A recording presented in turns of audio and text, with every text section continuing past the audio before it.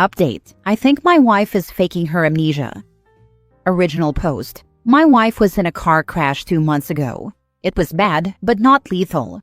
She was in a coma for 3 days, and when she woke up, she was confused. That is normal. But the first thing she told me was, "Who are you?" I thought she was making a joke or something, but she continued to act like she didn't know me. Her parents were also at the hospital, and she recognized them immediately. But she apparently did know her husband of 4 years. The doctors said that from her head injuries, amnesia is uncommon but not impossible. When she was discharged, she refused to come home with me, even when her parents told her they would be there too, and she went home with them. She still refuses to see or talk to me, even when she has seen proof of our relationship, pictures, videos, heard things at our place. The thing is, I don't believe her. I'm pretty sure she's doing all of this just to get a divorce, because the first thing she told me after going home with her parents was that she doesn't care if we're married, she doesn't know me and wants a divorce. I still don't know why though. Why would she lie instead of just telling me she wants a divorce? I never cheated, mistreated her, or anything like that. And even if she just doesn't love me, this is crazy. Let's be honest, amnesia is not nearly as common as it is in movies or TV shows, and apparently she doesn't remember the last 6 years. It seems crafted. I can't talk to anyone about this because when I tried to tell my mother-in-law about my suspicions, she lost it on me. But this doesn't make any sense. My wife is still pushing for a divorce, but apparently her attorney told her mediation and/or couples counseling is a better first step. She won't talk to me or acknowledge our relationship, but apparently already has a Tinder. It's driving me insane, and I don't know why she's doing this to me. Now for the top advice before reading the update. Faking amnesia would not be an easy thing, especially forgetting a whole 6 years. That is a lot of things she would have to remember to forget. There would be ways to find out if she's faking, like having someone who is not you ask her about some events over the last 6 years and see if she remembers anything. I started to doubt because she recognized the friend who introduced us, but they also met 6 years ago, just a couple months earlier. Does she remember COVID? My mom had a bout of amnesia in 2020. Not long-lasting, thank God, but it was a scary day. And I remember how surreal it was to explain quarantine rules to her and everything that happened. If she forgot the last 6 years, that includes COVID. I haven't asked her that, but I'll make her best friend ask her and see what she says. Mention the prenup you signed before your marriage and see her reaction. You'll know if she's faking. Give her the divorce she wants and move on with your life. It's sad and horrible, but isn't it better to find someone who wants to be with you? Are you sure her parents liked you? They were like second parents to me when my parents died a year into our relationship. They were my rock and invited me to live with them for a while to grieve in peace. My best friend had a heart attack and was in a coma for weeks. When she woke up, she remembered her parents and her brother, but not her husband. She asked her sister-in-law who the cute guy was. She didn't remember her son who was 12 or 13 either. She only remembered from a certain point before she met her husband. Eventually, over the next year, she regained a lot of memories, but she has extremely poor short-term memory. She can tell you her childhood phone number, but not her current one. Her asking who the cute guy her husband is was so wholesome, sending good wishes her way. It's been 15 years. She has come so far, but still has gaps. When he comes in the room, she'll joke and ask who the cute guy is, LOL. Now for the update a week later. Hello, it's me again. As you could probably see, I was not in a good place mentally speaking. Well, after making my first post, I tried to commit. I took a bunch of hypertension pills with a bottle of vodka. Thankfully, I ended up throwing up and called my best friend. He lives like an hour away, but I don't think it took him more than 20 minutes to get to my house. I was just on the floor without moving, and he took me to the hospital. Because I threw up most of the pills, I was given some fluids, and then I was committed to the psych ward for 4 days. My best friend decided to move in with me for the moment, and I have therapy appointments twice a week now. When I was released from the hospital, I found a bunch of texts from my in-laws asking me why I didn't pay for my wife's physiotherapy and therapy appointments, and I realized they were never worried about me. They didn't even ask if I was okay. They just asked for money. I realized this was going to kill me if I didn't do anything about it, so I called them and told them I agreed to the divorce and to tell my wife. But since she'll no longer be my wife, I won't pay for anything else and I want my car back. They tried to yell and I just hung up. My best friend found me a lawyer who is a friend of his and we'll see what we can do to protect myself. I'm still very tired and very hurt, and I want to clarify that it's not that I don't believe my wife. I was just so heartbroken and drunk that I basically created a whole new alternative reality. Yesterday, my best friend went to retrieve my car because I don't have the energy to fight with anyone right now. It was in the middle of the night with a spare key, so we didn't even have to talk to them because my car was parked outside. I don't really know what I'm going to do after all this. Everything is still fresh and confusing, and everything hurts. But I can't fight anymore. Maybe this is all my own fault for fighting when everyone told me to just give up.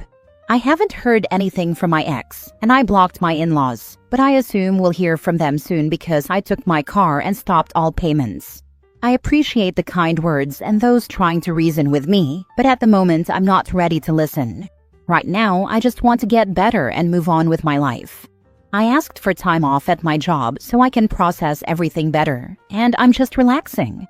I hadn't realized how badly I was sleeping until today, when I woke up around 2 p.m. I'll do my best to remember to update once the divorce is finalized, and my lawyers said we actually have a shot at not paying alimony or any medical bills, so I'm almost hopeful. Please take care of yourselves and enjoy the holidays. I'll try to do that myself too. Stay close to your loved ones in these times especially. The holidays can be as rough as they are joyful. I wish you all the best in the world, man. Good luck. Thank you. It's just me and my best friend this year. Your friend is a literal lifesaver. Hang in there, dude. I'm so sorry for what you're going through. Hopefully one day you'll be in a better spot and this will feel like a different lifetime ago. Make sure you keep your car secured. Put a steering wheel lock so they can't steal it back with the key they have. He tried to make me move in with him at the beginning of all this, but I didn't listen. He really is a great man. Sorry you're going through this. My question though, do you still believe she's faking the amnesia? Is that what you mean by making up an alternate reality? I don't think she's faking it at the time. It was the better option than the love of your life don't remember you and doesn't want to be near you, and this might never change. To be honest, I don't think anyone can fake something like this from the waking up, but I wasn't thinking clearly and was in a very bad place mentally speaking. Next story. I started matching his effort and he accused me of cheating. Without getting into all the background, Hank and I have been together now for 20 years and have 2 kids. A few years ago, I felt our relationship was dying. We were past the toddler stage, and I tried everything I could think of to get it back. I communicated clearly, patiently, and consistently. He kept saying we were so happy, but truthfully, he was happy because I was going to great lengths to make him feel loved and appreciated and nurture our relationship, and he was doing nothing in return. I tried everything I could think of, and he'd just say, doing X isn't really my thing. I also tried to get him to take care of his mental and physical health, encouraged him to eat well, do physical activity with me and the kids, spend time with friends, etc. I shared TikToks about relationships since he was obsessed with the app. I always planned dates, made sure when sitters were hard to get, I'd planned an activity at home or lunch on a work day so we were still connecting. Had a no phones in bed rule and would ask for a cuddle every night. Texted to ask about his day. Made a jar for us to write love notes. He never engaged. Eventually, we had a pretty big blow up and I told him I needed to see some effort. He told me that I was too needy and he didn't need me to do any of that stuff and I was being dramatic. I realized it was the lack of any sort of reciprocation from him that was upsetting me, so I decided from then on I was going to match his level of effort. If he wouldn't do small gestures to show affection, neither would I. This was all about 1.5 years ago, and while I didn't drop off all effort immediately, I found a new balance for myself. Instead of the effort I was pouring into the relationship, I found new hobbies, strengthened other relationships, focused on my own physical and mental health. And I've been doing well. I am still a working mom, so it's not like I'm out late partying or anything, but usually I go out for a few hours a couple of days a week after the kids are in bed. Our relationship and intimacy both faded to basically zero. But I just figured that in this season of life, he was an exhausted working dad and didn't want any of that anyway. Last week was his birthday. I had the kids sing and told him he could order whatever he wanted for dinner. Old me would have made a big deal, thoughtful gift, special cake, home-cooked meal, and followed up with sending the kids for a sleepover on the weekend and gone all out with romance and lingerie. But I was matching his effort. Anyway, on Sunday he flipped out because apparently he was waiting to see if I had a surprise planned for him and realized I didn't. And then he accused me of cheating. Apparently I was showing all the classic signs of cheating by focusing on myself, not asking him for dates, not initiating intimacy, getting fit, and showing sudden unexplained change in behavior. He was also checking my sex toys to see when they moved as proof I still had a sex drive, and checking for new underwear. Which, of course I still have a sex drive.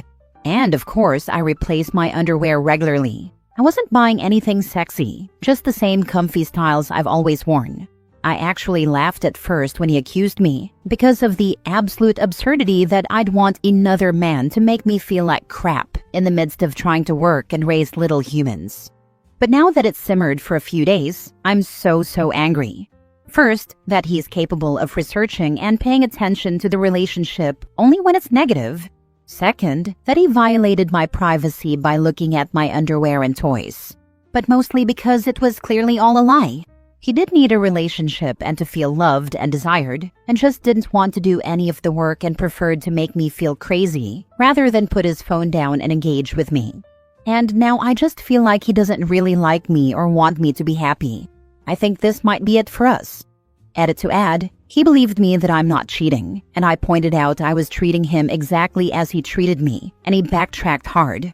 I just don't think I want to move forward. I would also say that he told you he didn't need the effort, and you were made to feel needy, so now you have refocused that energy to self-care. He believes me that I wasn't cheating now, and understands what happened. I brought up all our past convos and how I did the same thing for his birthday as he did for mine, and put the same energy into our day-to-day as him. I kind of think he believed all the stuff I did for us was just who I was as a person, not that I was consciously working at our relationship.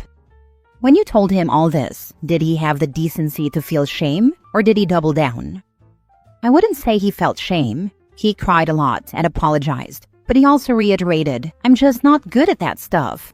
Like, no one is inherently good at that stuff. It takes constant effort. I never expected him to be a mind reader. I would literally say that thing X is important to me, or if you don't enjoy a certain thing, what ideas do you have that we could do together? He said he'll change, but he absolutely won't. I did say you can't have both. I'll come meet you halfway and have been willing this whole time. He tried to play it off that he couldn't initiate or plan dates because I was acting disinterested in him.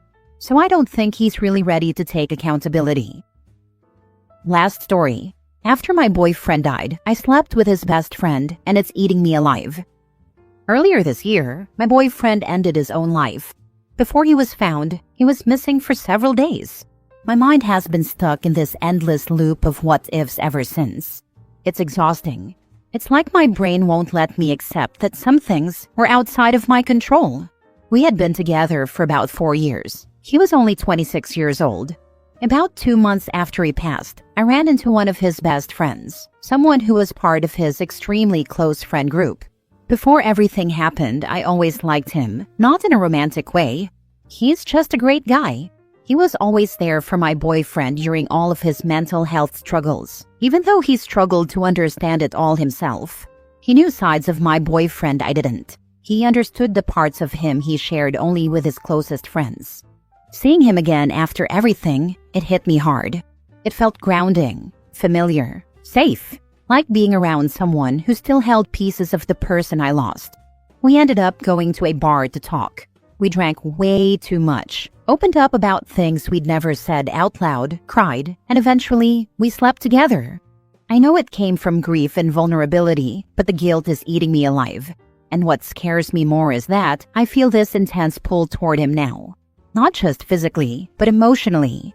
It's like I'm desperate to be close to someone who was as close to my boyfriend as I was, maybe even closer. I know that might be unhealthy. He and my boyfriend had 2 other best friends in their tight-knit group. I keep thinking, what if he told them? They were always protective of my boyfriend. They loved him like a brother. And the idea of them finding out what happened makes me sick. I feel like they'd hate me, like they'd see me as disrespecting his memory or betraying him. I don't even know if they'd understand how complicated and grief-driven that night was. What if they think something was going on before he died? Even though nothing ever happened before, the thought terrifies me. The friend I slept with hasn't mentioned anything since texting me once the next morning. He said he hoped I got home safe and that he was sorry for everything. But we haven't talked about what happened, and now I feel like I made everything awkward to the point of no return. My best friend lost a boyfriend fairly young. He passed after an accident. She slept with his best friend because the grief brought them closer. Lots of guilt and doubt. They ended up dating for a while and split after about a year. I'll tell you what I told her at the time. You're not a bad person for seeking comfort in connection, especially when that person is one of few who can understand what you're feeling. Please be patient with yourself. This is how my brother met his wife. He was the best friend. She was the wife of the friend. First husband shot himself in front of her in the head during a fight. He lived, but isn't the same. The trauma brought them together. I think something a lot of people do on Reddit is give their opinions based on the best version of themselves and how they think they'd behave. None of us were in your shoes. Not everyone knows what it feels like to lose someone to suicide. No one can actually predict how they'd feel or act until they're in that situation. You feel guilty because you still love your boyfriend, but the reality is you'd probably feel guilt whether it was a stranger or his best friend. That's a natural part of grieving, and just something that you'll have to work through. I don't think you did anything wrong for what it's worth, and I think you'll figure it out one day at a time. Thanks, I appreciate that.